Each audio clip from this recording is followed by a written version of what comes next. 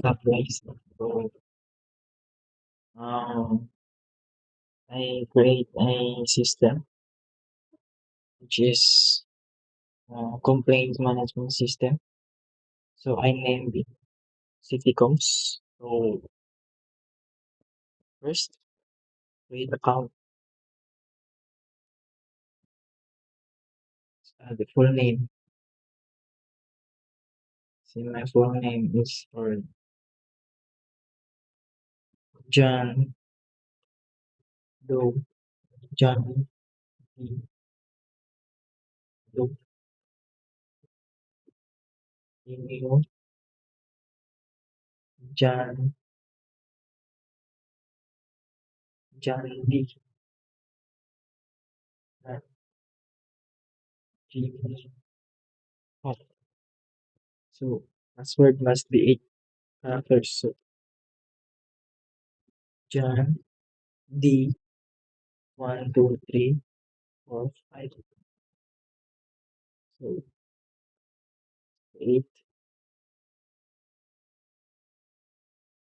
Well, we have the account now.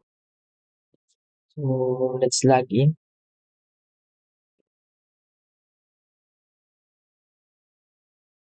John D. John D 1 2 3 4 5. Sign in.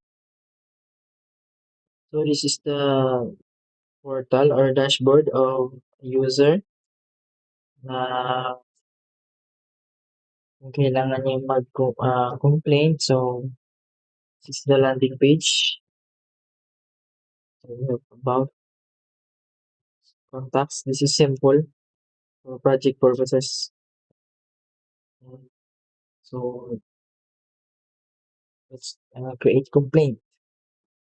So this page, this is a complaint page kung saan dito yung ah, complainant mag-fill ng kanyang personal information and address.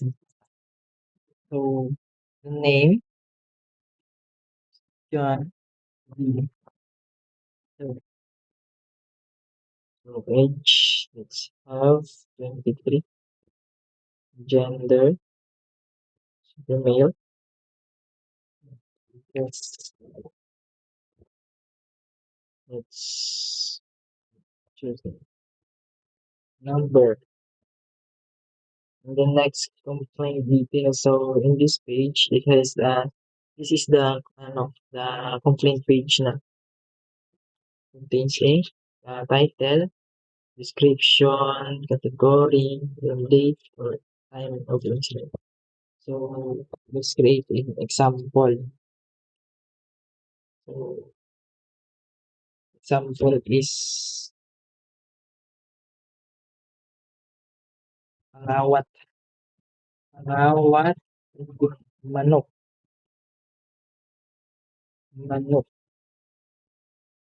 So the description, let's say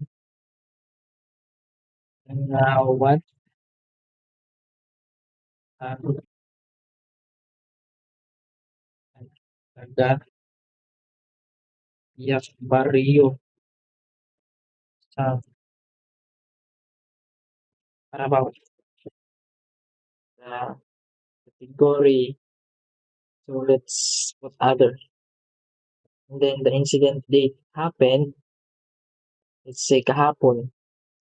And then the time happened, let's say 5 p.m. Submit. Yes, our complaint submitted now. Successfully created. Back to dashboard. Then let's see our complaints. So our complaints is pending. So let's go to the admin. The admin, let's create admin account. So the full name is admin staff and email admin at gmail.com.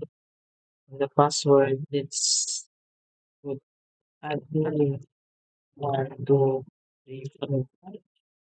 Then we'll register.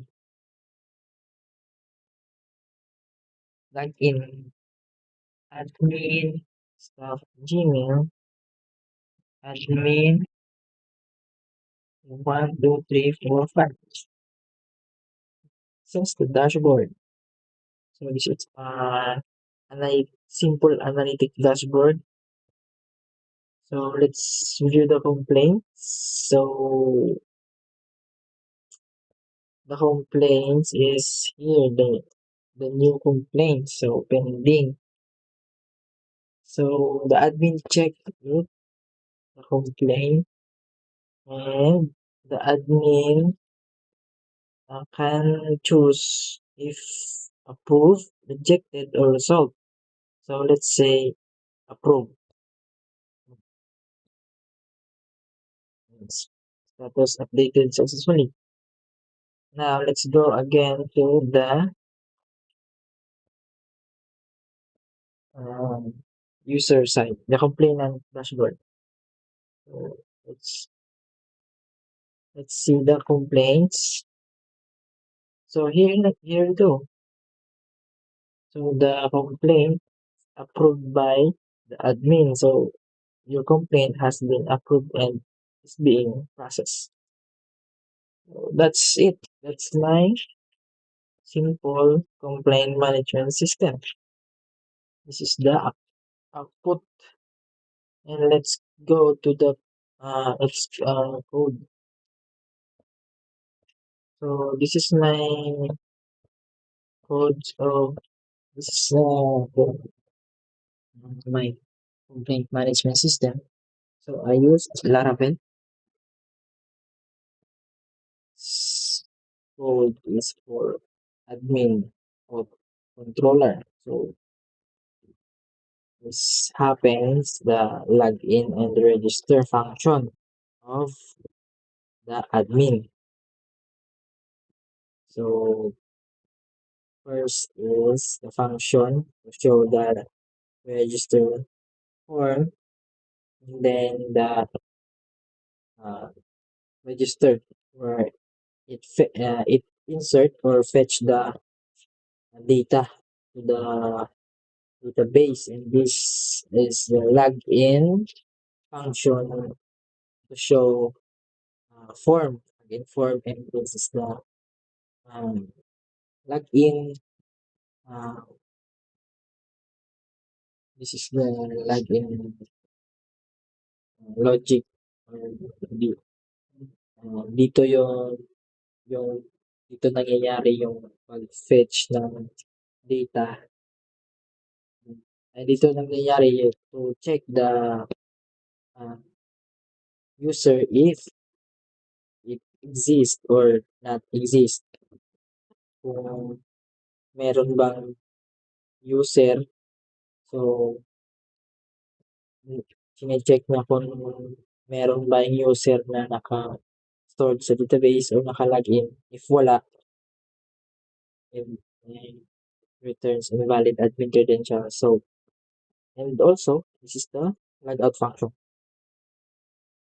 And then let's go to this is the user or controller. So, the same as admin. So, this is the register form to show a register form. And then this is the register logic where it stored the data or user credentials into the database. And also, this is the login um, form to show login form. And this is the uh, dito yung process na chine-check yung user if uh, registered ba siya or hindi. And then logout function. And then also, this is the admin complaint controller.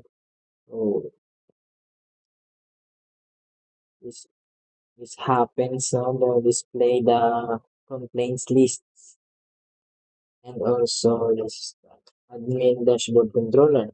So this dashboard controller, it displays the analytics of the data. And complaint controller, dito po yung ah, dito po yung controller na nag-i-insert or sa view, nag, dito po niya chine-check or ini-insert yung data, and it connects to the database. So para mag-store yung data sa database, dito po yung dumadaan, or this is the backend. And also user out controller. So this controller to display users login. Kung sino yung user na nag-login, i-display doon sa list.